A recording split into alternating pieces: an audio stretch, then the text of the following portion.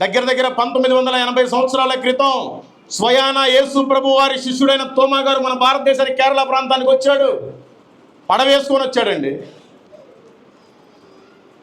సువార్త ప్రకటించాడు. జైల్లో వేశారు. అయినా మళ్ళీ ప్రకటించారు. 8 మందిరాలు కట్టాడు. 7.5 మందిరం కట్టాడు. 7 ఆఫ్ ఉండగా కేరళ ప్రాంతానికి మద్రాసు ప్రాంతంలో మైలాపూర్ అని ఉంది, అది ఇప్పుడు సిటీలో ఒక పార్ట్. వాళ్ళు వచ్చి మీరు దేవాది దేవుడు శిష్యుడు అంటాయా, మాకు తెలీదు దేవుడు ఎవరో, మా ఏరియాలో కూడా మీరు సువార్తను ప్రకటించనని చెప్పి తీసుకెళ్లారు.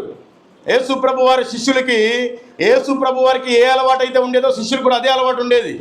యేసు ప్రభు వారికి ఏం అలవాటు ఉండేది? పొద్దున్నే లేవగానే కొండకి వెళ్ళి ప్రార్థన చేసుకునేవాడు.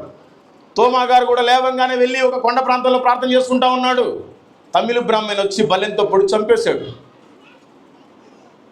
ఆయన యేసు ప్రభు శిష్యుడు, ఎక్కడి నుంచో వచ్చాడు మన కోసం, మనం పాడైపోకూడదని దేవుని ప్రణాళిక ఇది.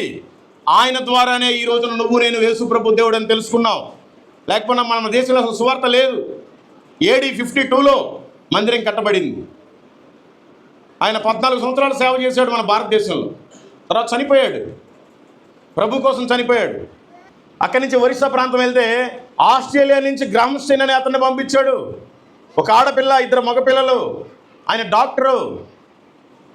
కృషి వ్యాధుల కోసం ఒక హాస్పిటల్ స్టార్ట్ చేశాడు. పరిచర్య ఎలా స్టార్ట్ చేయాలి అన్న టైంలో దాని ద్వారా చికిత్స చేస్తా ఆయన సువార్తను ప్రకటిస్తూ ఉన్నాడు. ఒకరోజు ప్రభు దర్శనంలోకి వచ్చి, గ్రామ్స్టైన్స్ నీ పని ఏంటి, ఆస్ట్రేలియా నుంచి ఎందుకు వచ్చావు, నేను నీకేం చెప్పాను? అయ్యా నేను వీళ్ళందరికీ కట్లు కట్టి బాగు చేస్తున్నానయ్యా, బాగు చేసేది నేను, నువ్వు వెళ్ళి ఆత్మలకు సువార్త ప్రకటించు. 2 పిల్లల్ని వేసుకొని వెళ్ళాడు. ఆయన ఉండే హాస్పిటల్ ఇల్లేమో బర్రిపడ అనే గ్రామం, మీరు గూగుల్ కొట్టండి వస్తుంది. ఆయన సేవ చేసిందేమో మనోహర్పూర్ అనే ప్రాంతంలో, బాగా కొండలు 170-180 కిలోమీటర్ల ఇంటి దగ్గర నుంచి వెళ్తే 6 నెలలు సువార్త చేస్తే 23 మంది దేవుడిని నమ్ముకున్నారు 6 నెలలకి. నేనే రోజు చెప్తే బాగోదని ఒక మంచి స్పీకర్ని ఆస్ట్రేలియా నుంచి పిలిపించారు. 3 రోజులు కూటాలు పెట్టుకున్నారు. ఒక రోజు అయిపోయింది, ఇంటికి వెళ్ళా. 2వ రోజు అంటున్నారంట, డాడీ దోమలు కొడుతున్నాయి, ఇంటికి వెళ్దాం ఉన్నారంట 2 చిన్నపిల్లలు.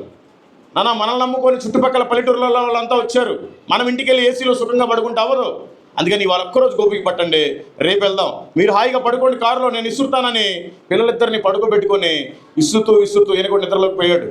ఒక BJP RSS క్యాండిడేట్ దారాసింగ్ అనే వ్యక్తి 10 లీటర్ల పెట్రోల్ పోసి వరికెట్టేసి కారునే కాలబెట్టేశాడు. సజీవ దహనం, బూడిదైపోయారు.